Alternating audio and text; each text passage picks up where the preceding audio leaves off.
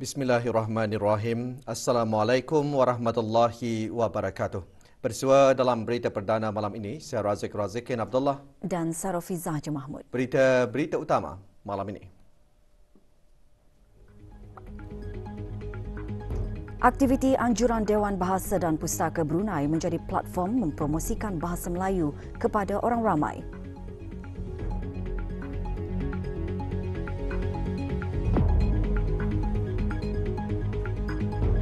Masyarakat disaran untuk membudayakan amalan menjaga kebersihan kerana kebersihan adalah tanggungjawab semua.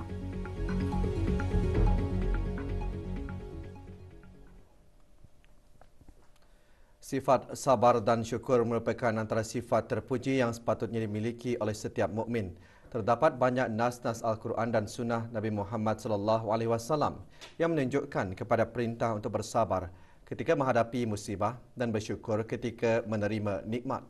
Perkara tersebut antara intipati tazkirah bertajuk menghadirkan sifat sabar dan syukur semasa malam munajat kali ke-67 yang disampaikan oleh Awang Ahmad Ahyad bin Haji Aminur, Da'i Bertauliah Majlis Ugama Islam Brunei, Kementerian Hal Ehwal Ugama. La ilaha illa anta khalaqtani wa ana abduka.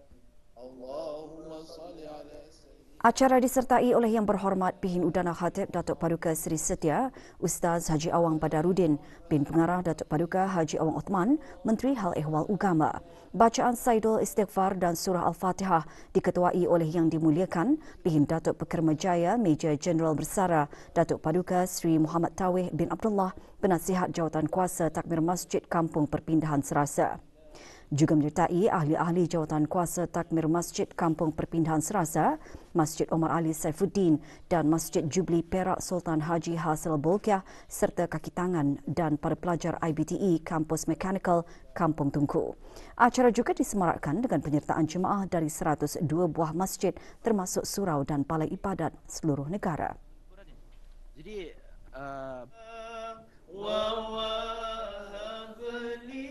Qurus Ramadaniyah Jalalatul Malik ke bawah Duli Yang Maha Mulia. Dan syukur.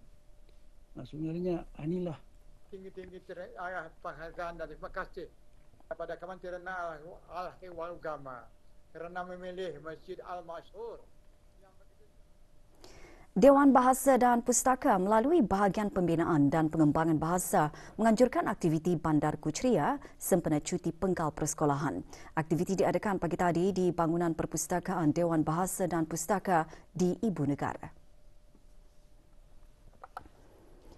Aktiviti-aktiviti yang diadakan antaranya isi air dalam botol, cabaran bola pingpong, putik bahasa, silang kata Jawi, kuis spontan dan terjemahan. Menurut Ketua Bahagian Pembinaan dan Pengembangan Bahasa, aktiviti diadakan bertujuan bagi memeriahkan lagi program Bandar Kuchria selain sebagai platform mempromosikan bahasa Melayu kepada orang ramai.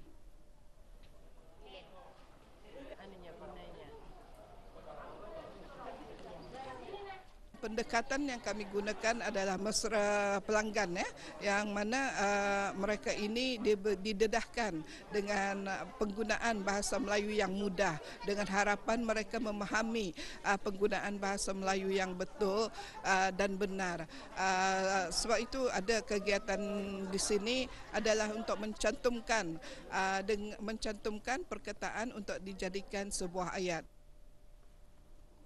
Sesi cuti penggal persekolahan hujung tahun merupakan waktu yang sememangnya dinanti-nantikan oleh setiap ibu bapa dan keluarga untuk meluangkan waktu percutian sekolah yang agak panjang.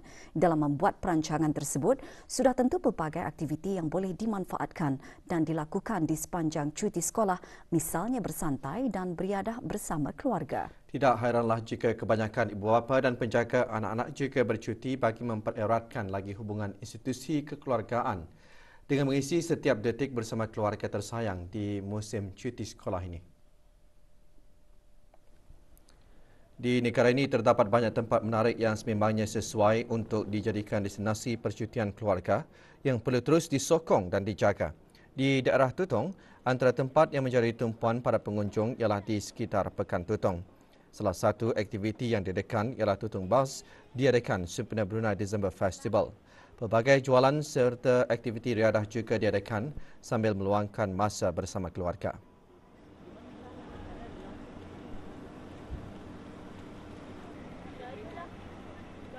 Pantai Seri Kenangan juga antara tumpuan destinasi pelancongan yang menarik untuk dikunjungi.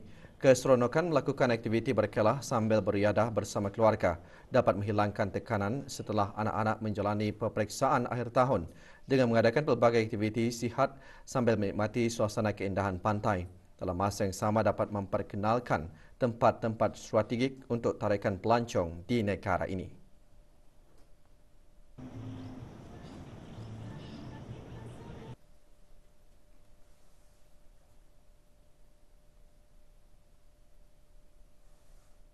Untuk mengeratkan tali silaturahim antara ahli-ahli Persatuan Melayu Kedayan, Pemberdayaan. Kedua, mengisi masa lapang cuti ujung tahun kan, bulan Disember ni anak-anak cuti sekolah. Daripada lantung-lantung di rumah, kami bawa ke mai. Oleh sebab anak-anak indungnya turut je tu. Jadi diadakan acara untuk indungnya untuk anak-anak juga. Dengan adanya aktiviti seperti hujung minggu, lebih-lebih lagi pada bulan ini bulan cuti sekolah dan ada sebahagian daripada family mengambil cuti dan mana-mana family yang indah mana-mana ke luar negeri diorang boleh berkunjung ke daerah Tutong.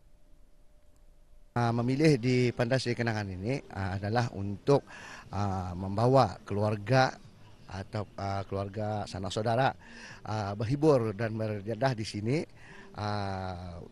ditambah lagi untuk mengeratkan lagi tali silaturahim antara anak-anak, cucu-cucu serta keluarga-keluarga yang berjauhan.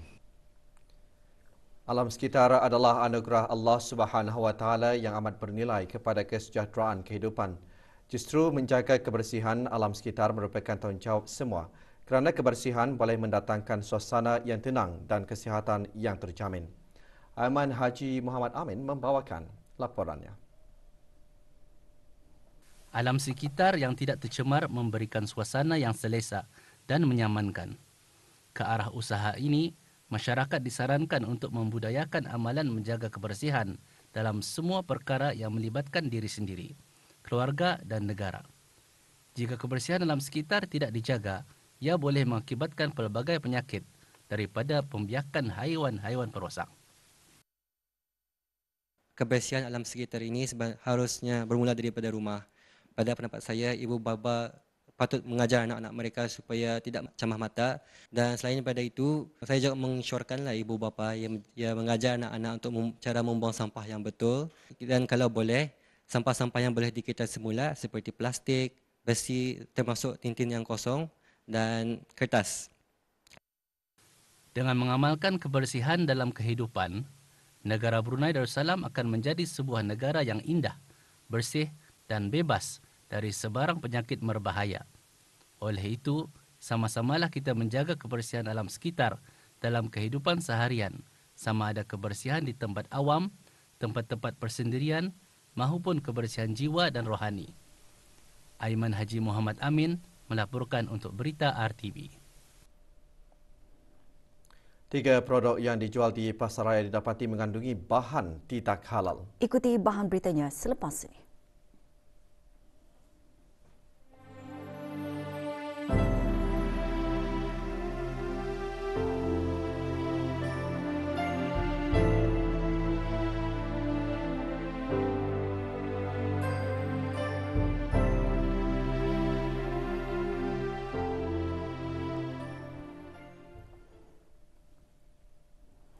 Bekareh, belureh, bejareh, 3 perkataan yang selalu kita dengar apabila memperkatakan tentang kegigihan pengusaha, terutama para belia dalam menjalani perniagaan dari awal permulaan perniagaan mereka.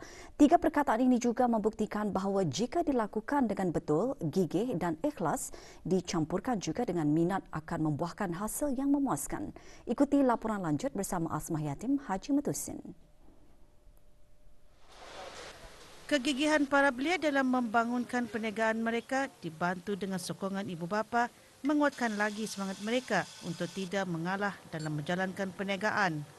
Sentiasa mencari ilmu baru untuk meningkatkan lagi pengetahuan juga di antara faktor yang membuatkan pengusaha berjaya dalam perniagaan masing-masing. Selalu menimba ilmu, kira dahagalkan ilmu inilah sekiranya ia ia tertakluk je tu kepada apa yang ia ingin buka. Kalau ia ingin buka di dalam bidang F&B, kalau kafe, kopi, dahagalah ilmu. Kira keep on going lah untuk mendapatkan ilmu baru. Walaupun ada ilmu sudah, tambah lagi ilmu. Dan terus untuk maju ke hadapan lah, pasal belia ni pengganti wawasan yang akan datang. Prinsip saya itu ialah macam jangan gagal mencuba, at least mencuba. Saya ingin niat membuka kilang itu untuk memboost ekonomi negara dan mempromot produk lokal dan untuk membuka lapangan kerja untuk anak-anak muda yang mencari kerja. Para belia hendaklah sentiasa bergiat aktif melibatkan diri dalam apa saja bidang untuk pembangunan negara dalam mencapai matlamat wawasan Brunei 2035. Ini kerana negara amat memerlukan dan menunggu-nunggu penglibatan para belia dalam sama-sama berkarya, berjareh sehingga berlurih ke arah merealisasikan wawasan tersebut. Ismail Maji Metusin melaporkan untuk Berita RTB. Songkok merupakan pelengkap baju cara Melayu kaum lelaki atau dipakai semasa majlis dan sambutan tertentu. Pemakaiannya begitu sinonim dengan tradisi bagi masyarakat Melayu. Di negara Brunei Darussalam, pemakaian songkok tidak hanya terhad untuk majlis keagamaan, perkahwinan atau sambutan bermusim.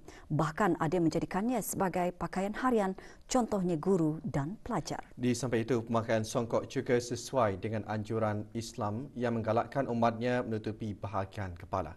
Daengku Nur Hamdiah Pengiran Ahmad membawakan laporannya. Sebiji songkok biasa buatan tempatan dijual dengan harga antara RM25 dan RM35 tertakluk pada bahan yang digunakan. Terdapat songkok yang menggunakan kain tanunan dan jenis rawa di bahagian atas dan harganya boleh mencecah RM80. Ada juga pelanggan yang menginginkan kelainan, iaitu songkok jenis kalis air. Kami ada berbagai-bagai jenis songkok, mengikut zaman sekarang ini. Tapi zaman-zaman yang dulu tu masih kami kekalkan macam songkok. Contohnya macam songkok beludu, sama yang masa ini yang leda lah, yang jenis yang waterproof.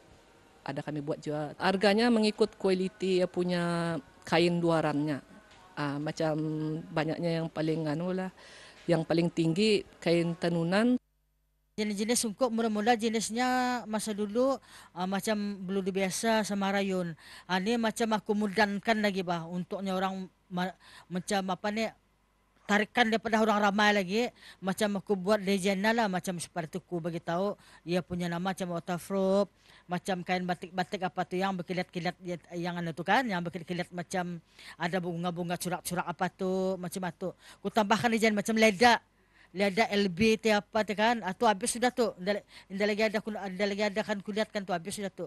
Macam leda macam tu. Harganya saiznya ikut keadaan materialnya.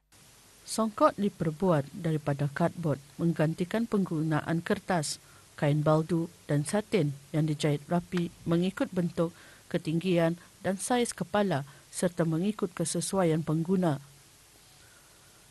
Bahan-bahan untuk membuat songkok boleh diperoleh di kedai-kedai dalam negara. Di samping keluaran tempatan, songkok dari luar negara juga dijual di pasar-pasar raya dan kedai-kedai di negara ini. Diangku Nur Hamidah Pengiran Ahmad melaporkan untuk Berita RTB. Bergelar suri rumah sepenuh masa bukanlah menjadi penghalang untuk menjana pendapatan. Memanfaatkan masa berada di rumah, seorang suri rumah memanfaatkannya untuk menjana pendapatan dengan menjual biskut. Nadira Haji Umar ada laporannya. Memulakan perniagaan sejak tahun lepas, Dayang Nur Hidayatul Nazirah binti Haji Husin kini mampu membantu suri rumah yang lain untuk menjana pendapatan dengan menjadi ejen jualan. Berdiri atas jenama Royal RVS, Dayang Nur Hidayatul Nazirah juga berbangga atas pencapaian ejen jualannya yang berhasil menjual lebih 19,000 balang, salah satu daripada biskut yang dijualnya. Penerimaan orang ramai sangat baik. Ia menjadi viral, indah disangkalah.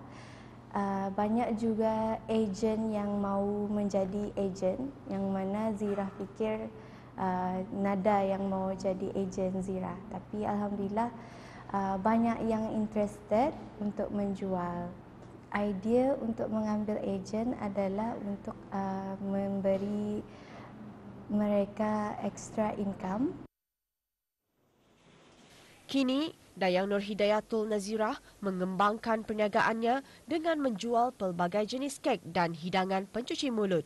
Di samping itu, ia juga mempunyai perancangan untuk menghasilkan beberapa produk baharu.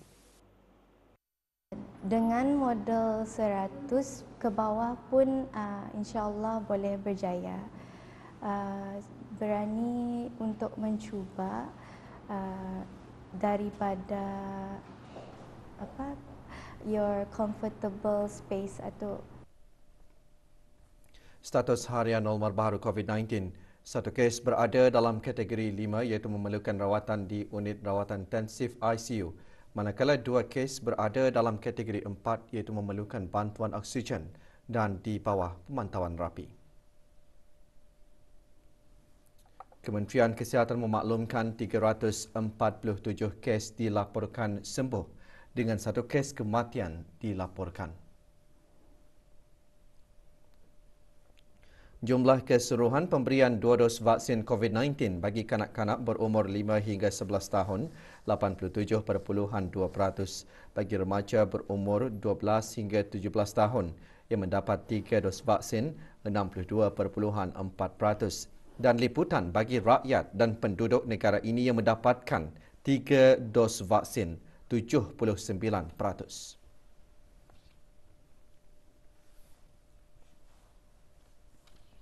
Pelbagai aktiviti fizikal disediakan semasa legasi generasi camp yang diungkapkan oleh Kelab Komuniti Belia Transformasi. Aktiviti bermula kemarin sehingga esok itu diadakan di Kompleks Sukan Sungai Kebun. Dengan tema Thrive, program tersebut menerapkan aspek kerohanian dan juga menitik beratkan ilmu dari aspek sosial yang penting dipelajari seperti ilmu kekeluargaan, kesihatan mental dan pembangunan diri bagi menyediakan peserta dengan pemahaman dan kesedaran yang lebih mendalam tentang isu-isu berkenaan. Melalui aktiviti seumpamanya dapat menyediakan persekitaran yang selamat atau support system untuk menggalakkan peserta keluar dari zon selesa, membina ukhuwah dan menguatkan silaturahim.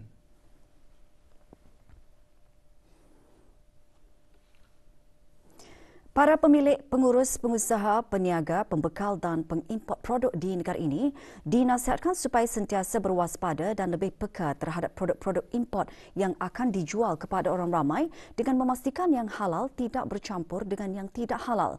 Ini berikutan dapatan hasil pemeriksaan Jabatan Hal Ehwal Syariah melalui bahagian kawalan makanan halal terhadap beberapa produk makanan dan minuman yang dijual di beberapa pasaraya mengandungi bahan-bahan yang tidak halal. Dapatan ini adalah hasil aduan orang awam.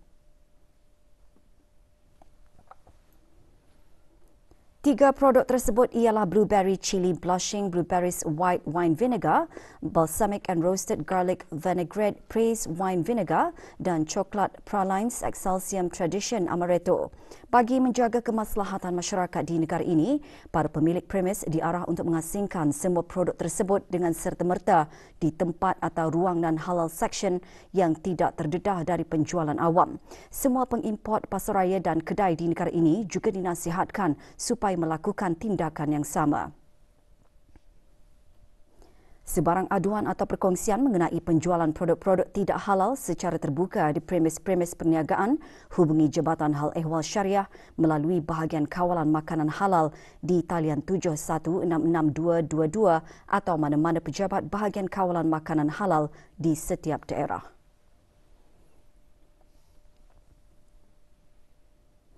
Separuh jalan di jambatan berhampiran kawasan Jerudong Park, Lebuh Raya, Muara Tutong ditutup sementara.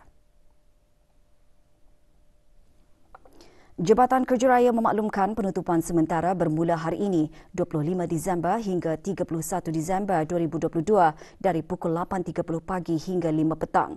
Penutupan disebabkan kerja-kerja penyelenggaraan dan mencat pagar jambatan berkenaan. Sehubungan itu, para pengguna jalan raya dinasihatkan untuk memperlahankan kenderaan dan sentiasa berhati-hati ketika melalui kawasan berkenaan.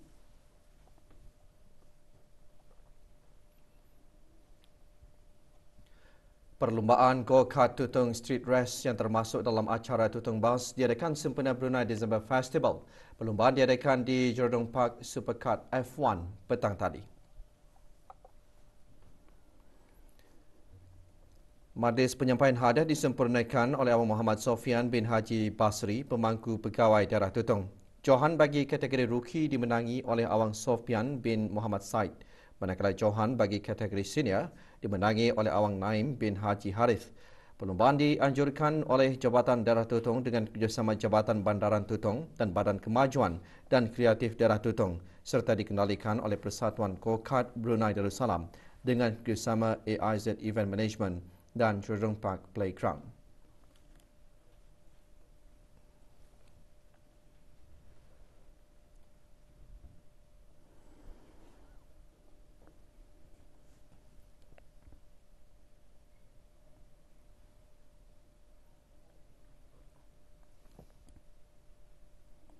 Persatuan Pengakap Daerah Brunei Muara pagi tadi mengadakan sesi pengenalan memanah bagi ahli-ahli pengakap dan ahli keluarga yang berminat mencuba sukan memanah. Sesi pengenalan memanah diadakan atas permintaan orang ramai berikutan dengan pelancaran kelab memanah baru-baru ini. Aktiviti dirasmikan oleh Datuk Paduka Haji Idris bin Haji Abbas yang dipertua Persekutuan Pengakap Negara Brunei Darussalam. Inisiatif mewujudkan pasukan memanah Persatuan Pengakap Daerah Brunei Muara adalah untuk memperkenalkan seterusnya, memperkembangkan dan mencungkil bakat dari ahli-ahli pengakap dalam bidang memanah dan sekaligus menjadi salah satu aktiviti pengakap yang dapat diketengahkan. Sukan memanah akan diserapkan sebagai aktiviti pengakap di peringkat tunas muda remaja dan kelana dengan lencana khas masing-masing mengikut peringkat.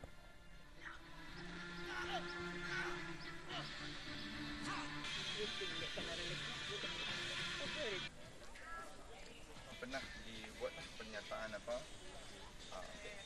Sebulan lah. Macam mana Bobby? Berapa kira-kira harga?